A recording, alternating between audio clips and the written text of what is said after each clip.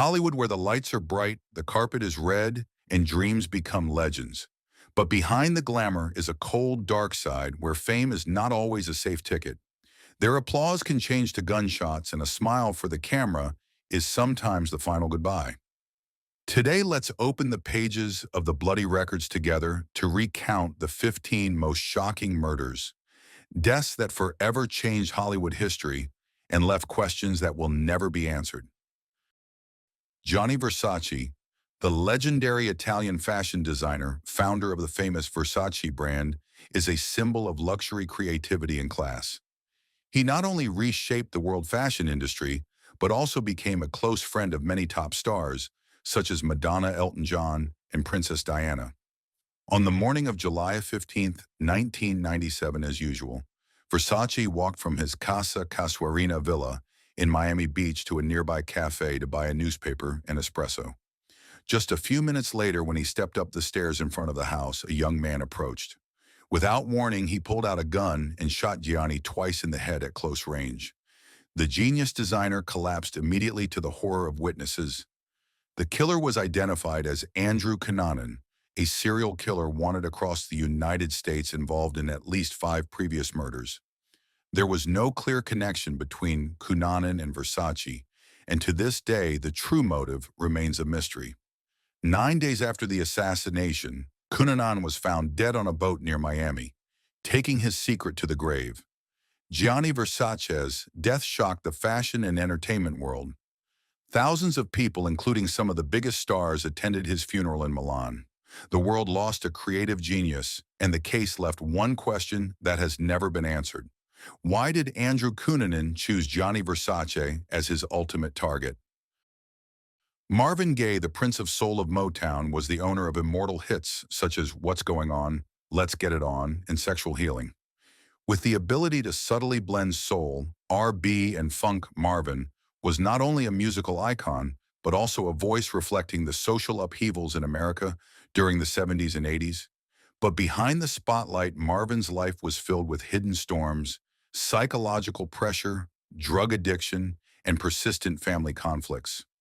The relationship between him and his biological father, Marvin Gaye Sr., was always tense, overshadowed by profound differences in lifestyle and religious beliefs.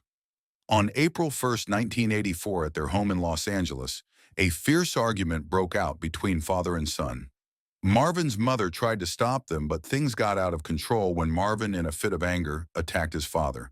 Just minutes later, Marvin Gaye Sr. returned with a pistol, a Christmas gift from Marvin himself, and coldly pulled the trigger. 2 bullets pierced his chest, taking the life of Marvin Gaye, just 1 day away from his 45th birthday. The news of Marvin's death shocked the music world. A soul icon collapsed, and the pain was even deeper when the killer was his own father, the man who gave him both life and death. Marvin Gaye's story not only ended a brilliant career, but also became one of the most painful family tragedies in music history, where the line between love and hate was only a fateful moment apart. Sharon Tate, the shining star of Hollywood in the late 60s, was famous for her pure beauty, enchanting smile, and a career on the rise.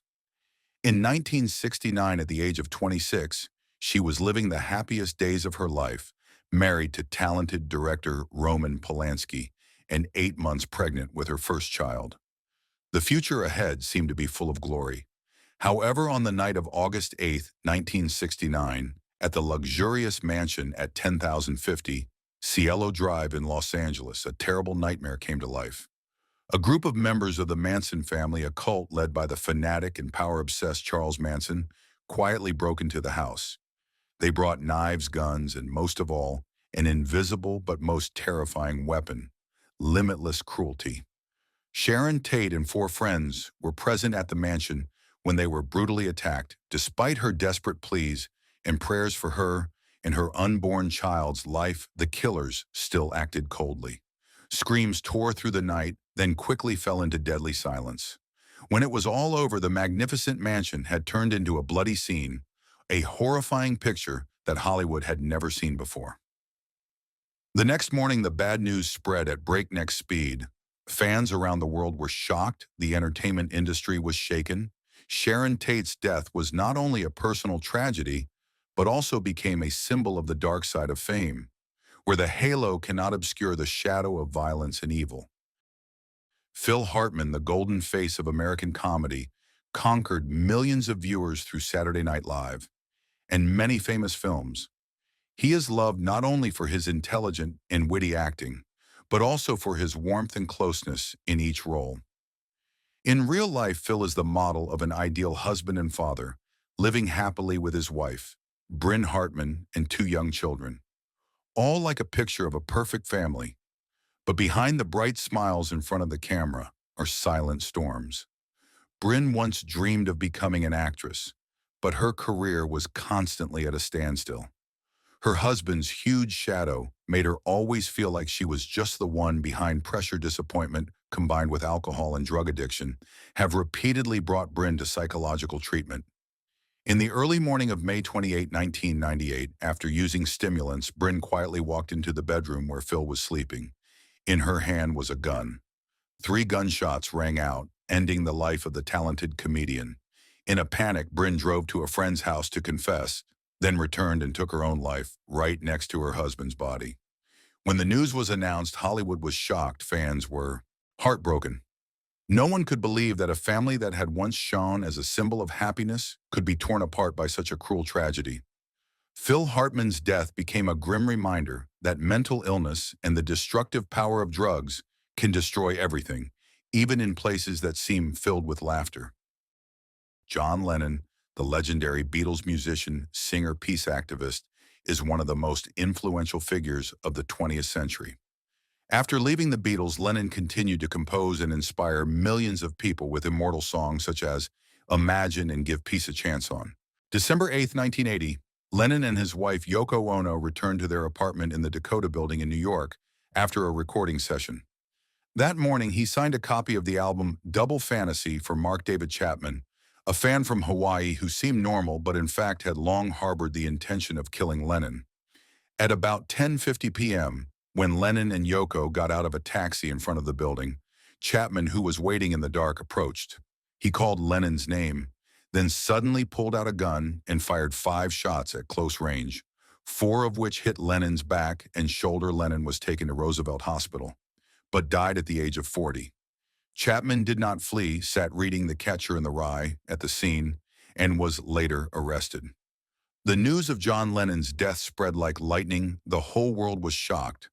Millions of fans gathered outside the Dakota Building and throughout major cities, leaving flowers, candles, and playing music as a farewell.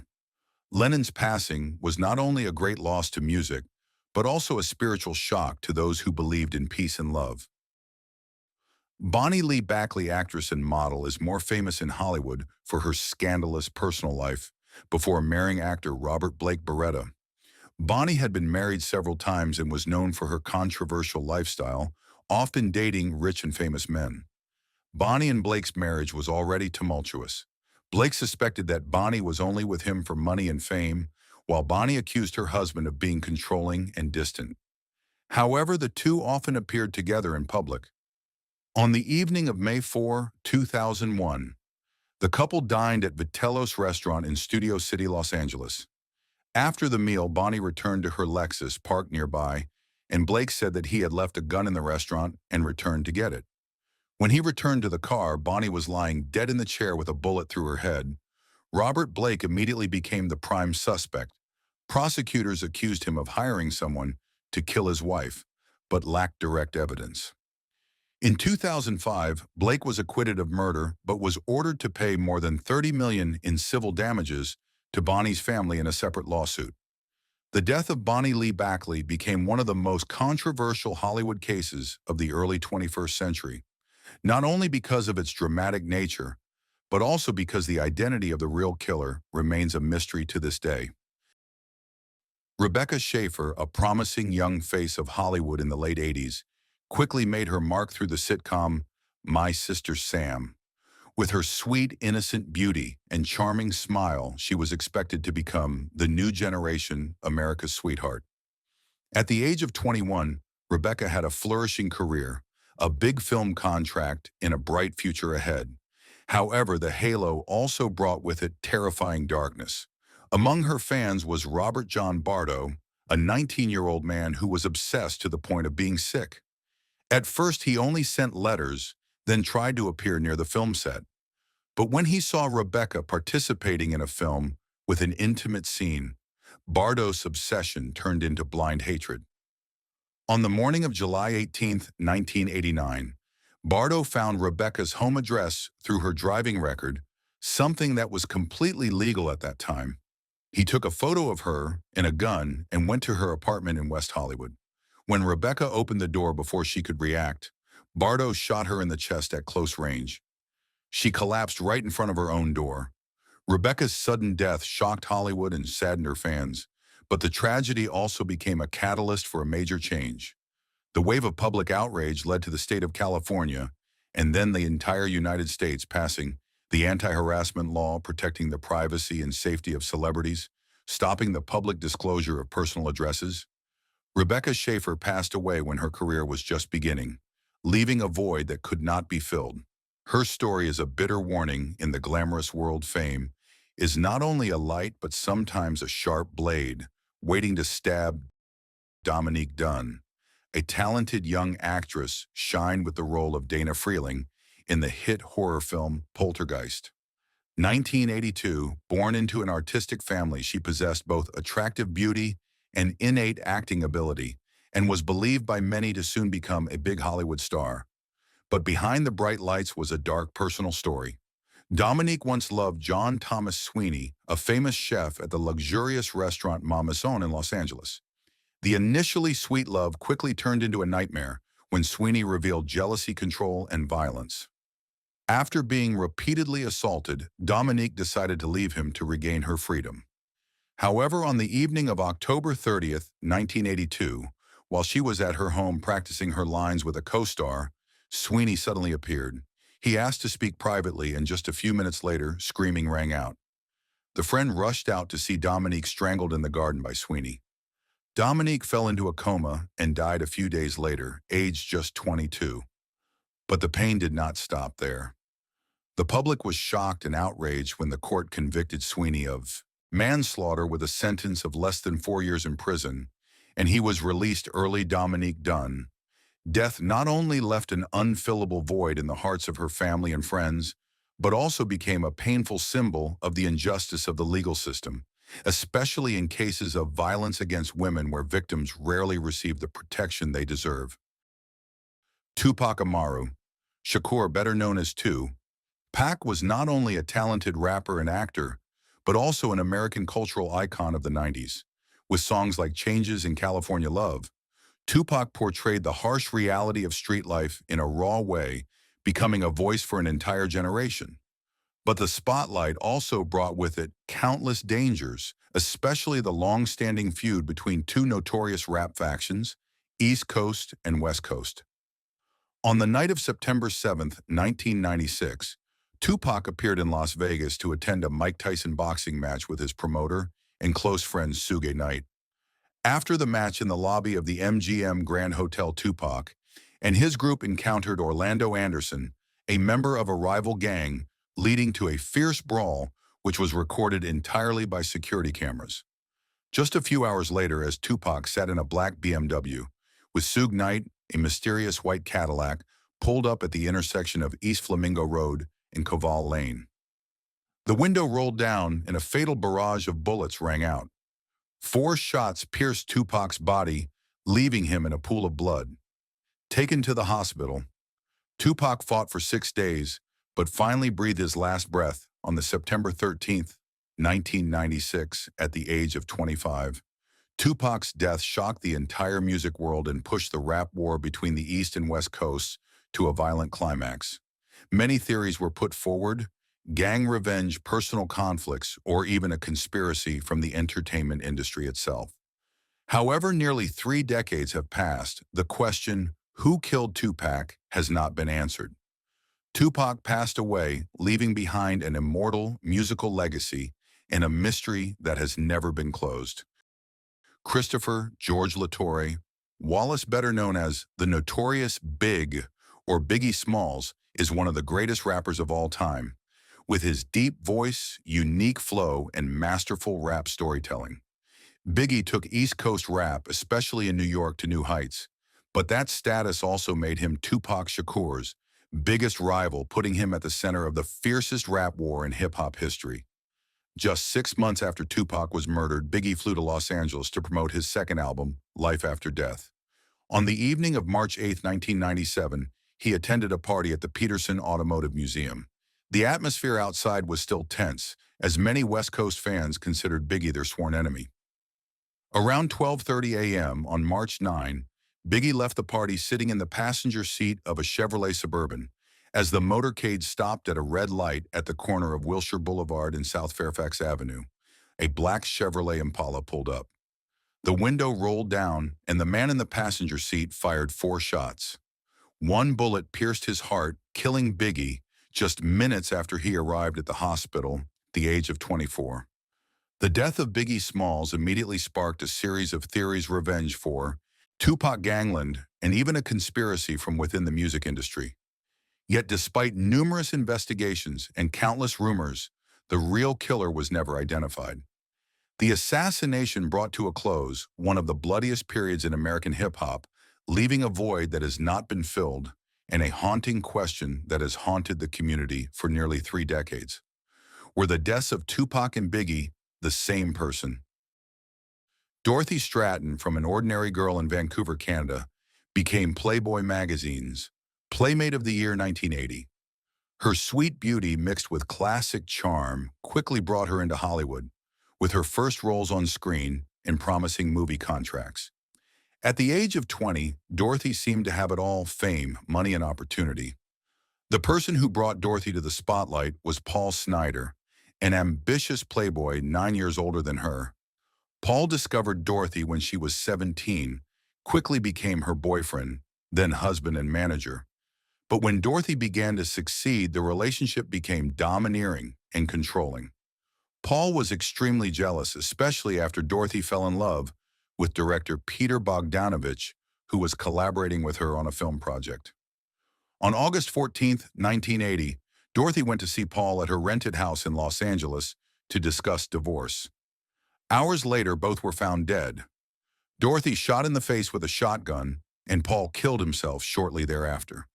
Police determined it was a murder-suicide sparked by jealousy. Dorothy Stratton's death shocked Hollywood, not only because of her young age, but also because her budding career was cut short so brutally. Her story became a cautionary tale about toxic relationships where love turns into deadly possession. Christina Grimmie, a petite girl with a powerful voice, first became famous on YouTube with million-view covers, then rose to fame when participating in The Voice Season 6, where she won special affection from the audience and coach Adam Levine. At the age of 22, Christina is facing a bright future in the music industry. On June 10, 2016, Christina performed at Plaza Live in Orlando, Florida. After the show, as usual, she stayed behind to sign autographs and take pictures with fans. In the waiting line was Kevin James Loibel, a 27-year-old male fan who had haunted Christina through social media and believed they had a special connection even though they had never met. When it was his turn, Loibel stepped forward to hug Christina, but suddenly he pulled a gun from his pocket and fired 3 shots at close range. Christina's brother immediately rushed in to control her, but Loibel shot the last shot at himself, killing himself on the spot. Christina was taken to the emergency room, but did not survive. Christina Grimmie's death shocked the world and raised big questions about security at music events. Millions of fans around the world left condolences, and her story became a bitter reminder that sometimes the closeness and trust between artists and fans can be exploited in the most tragic ways. Selena Quintanilla Perez, Queen of Tejano music, is not only a musical icon of the Latin community, but also a source of pride for Mexican Americans.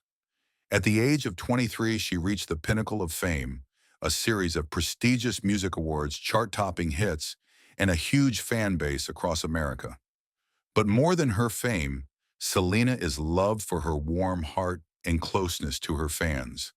Among those passionate fans is Yolanda Saldivar, a middle-aged nurse whom Selena trusted so much that she appointed her as the president of her fan club and then gave her the right to manage her chain of fashion stores under her brand. At first, they were as close as sisters, but the glamour and money soon revealed dark corners. Selena discovered Yolanda embezzling money and shady financial management. On March 31st, 1995, Selena met Yolanda at the Days Inn in Corpus Christi, Texas, to retrieve her papers and end the relationship. The conversation quickly turned into a heated argument. As Selena turned to leave, Yolanda suddenly pulled out a gun and shot her in the back. Despite being seriously injured, Selena still managed to run to the lobby, calling out her killer's name before collapsing. The news of Selena's death was like an earthquake in the music industry. Tens of thousands of people flocked to the funeral. The entire Latin community was plunged into mourning. Her passing not only left an unfillable void in music, but also became a painful warning. Sometimes misplaced trust can turn into a fatal stab.